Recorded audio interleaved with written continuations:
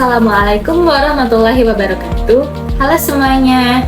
Kenalin, saya Fatia Rahma Aliyah dengan NIM 30402200113. Saya dari Fakultas Ekonomi Prodi Manajemen Universitas Islam Sultan Agung Semarang. Bersama dengan dosen pembimbing saya yaitu Asok Profesor Dr. Andes Haji Bejo Santoso, MT PhD. Saya akan membagikan materi kepada kalian bagaimana caranya untuk menganalisa investasi yang optimal pada industri real estate. Nah, ini dianalisa menggunakan perspektif dari teori Markowitz ya. Bagaimana sih caranya? Yuk, ikutin aku. Sekarang kita akan mempelajari tentang definisi, tujuan, konsep utama, dan juga manfaat dari digunakannya teori Markowitz untuk menganalisa investasi yang optimal pada industri real estate. Nah, kita akan mempelajari apa itu definisi. Definisi dari teori Markowitz. Teori Markowitz itu apa sih? Nah, teori Markowitz ini adalah pendekatan investasi yang mengoptimalkan portofolio dengan cara menggabungkan aset untuk memaksimalkan pengembalian dan juga meminimalkan risiko. Nah, pada intinya, teori ini adalah diversifikasi untuk mengurangi risiko total dengan fokus pada kombinasi aset yang memberikan hasil terbaik dengan tingkat risiko tertentu. Apa tujuan dari teori Markowitz ini? Yang pertama adalah mengoptimalkan portofolio. Kita itu menciptakan kombinasi aset yang memberikan pengembalian maksimum untuk tingkat risiko yang diinginkan. Yang kedua adalah mengurangi risiko, yaitu meminimalkan risiko total melalui diversifikasi aset. Dan yang ketiga adalah mencapai efisiensi, menentukan portofolio efisien yang berada di efisien frontier, yaitu kombinasi optimal antara risiko dan juga pengembalian. Nah, kemudian kita akan mempelajari tentang manfaat dari teori Markowitz. Yang pertama, ada pengelolaan risiko, yaitu membantu investor mengidentifikasi dan juga mengelola risiko dalam portofolio. Yang kedua, ada diversifikasi efektif, yaitu menyediakan dasar untuk memilih kombinasi aset yang optimal. Kemudian, ada pengambilan keputusan, memberikan kerangka kerja untuk membuat keputusan investasi yang lebih baik dan juga terinformasi. Nah, yang terakhir ini yang kita akan pelajari adalah konsep utama dalam teori portofolio Markowitz. Ada 4, yaitu yang pertama diversifikasi, menggabungkan berbagai aset untuk mengurangi risiko total. Yang kedua adalah pengambilan dan juga risiko, menganalisis hubungan antara pengembalian yang diharapkan dan risiko yang diambil. Dan yang ketiga ada efisien frontier, kurva yang menunjukkan portofolio optimal dengan pengembalian tertinggi untuk setiap tingkat risiko. Dan yang terakhir adalah portofolio optimal, memilih kombinasi aset yang memberikan hasil terbaik sesuai dengan toleransi risiko investor. Saya akan menggunakan contoh 5 saham dari perusahaan real estate yaitu Adikarya, Wijaya Karya, Nusa Karya, Agung Podomoro Land, dan juga yang terakhir adalah Alam Sutra. Dimulai dari perusahaan Adikarya untuk periode 1 Agustus tahun 2024 hingga 31 Oktober tahun 2024. Untuk pembukaan saham tanggal 1 Agustus tahun 2024, PT Adikarya membuka harga saham sebesar 248. Kemudian di tanggal 30 Oktober 2024, mereka membuka saham harganya yaitu 286. Itu artinya di awal bulan Agustus hingga akhir bulan Oktober, mereka mengalami kenaikan harga sebesar 38. Kemudian, untuk perusahaan Wijaya Karya, pada periode 1 Agustus hingga 31 Oktober di tahun 2024, untuk pembukaan awal di bulan Agustus yaitu tanggal 1 tahun 2024, PT Wijaya Karya membuka harga saham sebesar 220 hingga di akhir bulan Oktober di tahun 2024 PT Wijaya Karya membuka harga saham sebesar 374. Itu artinya dari awal periode Agustus hingga akhir periode Oktober tahun 2024 PT Wijaya Karya mengalami kenaikan harga sebesar 154. Selanjutnya adalah perusahaan Nusa Karya untuk periode 1 Agustus hingga 31 Oktober di tahun 2024. Untuk pembukaan awal di bulan Agustus tanggal 1 tahun 2024, perusahaan Nusa Karya membuka harga saham mereka sebesar 346. Nah, di akhir bulan Oktober, pada tanggal 30 di tahun 2024, perusahaan Nusa Karya membuka harga saham sebesar 430. Itu artinya pada awal periode Agustus hingga akhir periode bulan Oktober, perusahaan Nusa Karya mengalami kenaikan harga saham sebesar 84.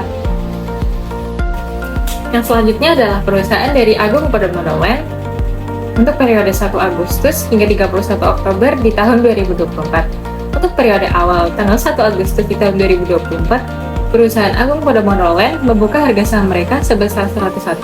Hingga pada akhir Oktober di tanggal 30 di tahun 2024, perusahaan Agung Podomoro Land membuka harga saham mereka di harga 130. Itu artinya di awal bulan Agustus hingga akhir periode bulan Oktober, mereka mengalami kenaikan saham sebesar 29. Baik, sekarang kita akan membahas tentang dampak dari risiko dan juga return harian dari kelima saham real estate. Nah, risiko dan juga return harian saham itu adalah sebuah hubungan yang tidak terpisahkan. Dalam dunia investasi saham, risiko dan juga return adalah dua sisi mata uang yang sama. Risiko itu mengacu pada kemungkinan terjadinya kerugian atau penurunan nilai sebuah investasi. Sementara return adalah keuntungan yang diperoleh dari investasi tersebut. Keduanya itu memiliki hubungan yang erat dan juga saling mempengaruhi. Apa saja dampak yang mungkin terjadi? Yang pertama adalah volatilitas pasar meningkat. Untuk kenaikan resiko itu seringkali diiringi dengan fluktuasi harga saham yang tajam dalam waktu singkat. Hal ini membuat pasar menjadi lebih tidak stabil dan juga sulit diprediksi. Kemudian untuk peluang profit taking, investor yang berhasil memprediksi pergerakan pasar dengan tepat dapat memperoleh keuntungan yang besar dalam waktu singkat. Namun, peluang ini juga diikuti dengan risiko kerugian yang sama besarnya. Selanjutnya adalah tekanan pada perusahaan. Jika fluktuasi harga saham yang signifikan itu dapat memberikan tekanan pada perusahaan, terutama perusahaan dengan kapitalisasi pasar yang kecil. Investor secara massal akan menjual saham mereka yang dapat menyebabkan penurunan harga saham yang tajam. Kemudian ada pengaruh pada keputusan investasi. Kenaikan resiko dan juga return dapat mempengaruhi keputusan investasi investor yang cenderung menghindari resiko, mungkin akan mengurangi exposure mereka terhadap pasar saham. Sementara investor yang agresif mungkin akan meningkatkan alokasi aset mereka ke dalam saham. Ada dampak ekonomi juga. Untuk stabilitas pasar, saham memiliki dampak yang sangat signifikan terhadap perekonomian secara keseluruhan. Pasar saham yang volatile dalam menghambat pertumbuhan ekonomi karena dapat mengurangi kepercayaan investor dan juga mengurangi aliran dana ke sektor real. Itulah tadi beberapa dampak yang terjadi kepada risiko dan juga return harian jika mengalami kenaikan atau penurunan yang sangat signifikan kepada 5 perusahaan real estate. Nah, bagaimana jika kelima perusahaan yang kita bahas tadi pada perusahaan Adikarya, Wijaya Karya, Nusa Karya, Agung Podomoro Land, dan juga Alam Sutra mengalami kenaikan harga yang signifikan? Jika harga saham mengalami kenaikan yang signifikan, itu bisa mengindikasikan beberapa hal. Pada sentimen pasar yang positif, investor akan optimis terhadap prospek perusahaan atau industri yang terkait, sehingga meningkatkan permintaan akan saham tersebut. Nah, dari itu muncul berita positif mengenai perusahaan untuk pengumuman hasil keuangan yang baik. Itu atau akuisisi perusahaan lain dapat mendorong kenaikan harga saham. Kemudian itu akan menumbuhkan sebuah kondisi ekonomi yang kian membaik.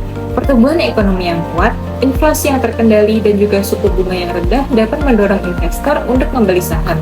Kemudian, datang dari faktor eksternal, peristiwa global seperti penurunan suku bunga oleh bank sentral atau kebijakan pemerintah yang mendukung pertumbuhan ekonomi juga dapat mempengaruhi harga saham. Namun, kenaikan harga saham yang signifikan juga bisa menjadi tanda bahaya. Nah, apa saja yang perlu diperhatikan? Yang pertama adalah gelembung spekulasi. Kenaikan harga yang terlalu cepat dan juga tidak didukung oleh fundamental perusahaan dapat mengindikasikan adanya gelembung spekulasi. Jika gelembung ini pecah, harga saham dapat anjlok dengan cepat. Kemudian, overvalued. Saham mungkin sudah terlalu mahal dibandingkan dengan nilai intrinsiknya. Hal ini dapat mempengaruhi potensi keuntungan di masa depan menjadi terbatas. Kemudian, Volatilitas yang tinggi. Kenaikan harga yang cepat biasanya diikuti dengan volatilitas yang tinggi. Ini berarti harga saham dapat mengalami fluktuasi yang tajam dalam waktu singkat. Apa saja sih yang harus dilakukan investor ketika harga saham naik signifikan seperti pada kelima perusahaan real estate tadi? Nah, kita harus tetap rasional sebagai investor. Kita itu jangan terbawa euforia dan jangan membuat keputusan investasi berdasarkan investasi dan juga emosi semata. Kemudian kita harus melakukan analisis mendalam dengan mempelajari fundamental perusahaan, kondisi industri, dan juga faktor-faktor eksternal yang mempengaruhi harga saham. Nah, selanjutnya kita harus mendiversifikasikan portofolio. Sebarkan investasi Anda ke berbagai jenis aset untuk mengurangi resiko. Kemudian, seorang investor harus mempertimbangkan untuk mengambil keuntungan. Jika investor merasa harga saham sudah terlalu tinggi, pertimbangkan kembali untuk menjual sebagian atau seluruh saham dan konsultasikan dengan ahli. Jika seorang investor ragu, konsultasikan dengan seorang penasihat keuangan. Penting diingat, untuk pasar saham selalu dinamis dan juga penuh ketidakpastian. Tidak ada jaminan bahwa harga saham akan terus naik. Pasti ada harga saham di mana mereka akan mengalami penurunan yang sangat signifikan. Untuk perusahaan adikarya, memiliki return sebesar 18,52 dengan standar deviasi 9,99. Kemudian, Wijaya Karya memiliki return 62,95 dengan standar deviasi 23,95. Untuk Nusa Karya memiliki return 22,82 dengan standar deviasi 2,51. Kemudian Agung Podomoro Land memiliki return sebesar 28,27 dengan standar deviasi 6,83.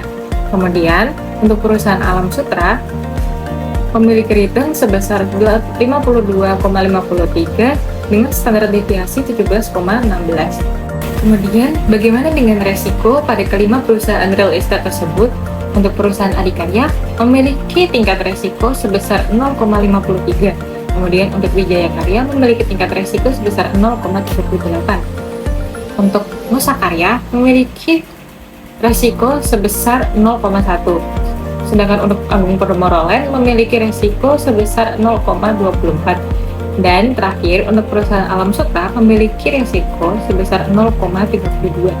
Dari hasil resiko, return, dan juga standar deviasi kelima perusahaan real estate tersebut, dihasilkan grafik Sharpe ratio dengan Adikarya 1,80, Wijaya Karya 2,61, Nusa Karya 9,05, Agung Podomoro Land 4,10, dan juga Alam Sutra 3,04. Jika dilihat dari Sharpe rasionya, yang menduduki peringkat pertama perusahaan real estate yang optimal pada industri adalah perusahaan Nusa Karya.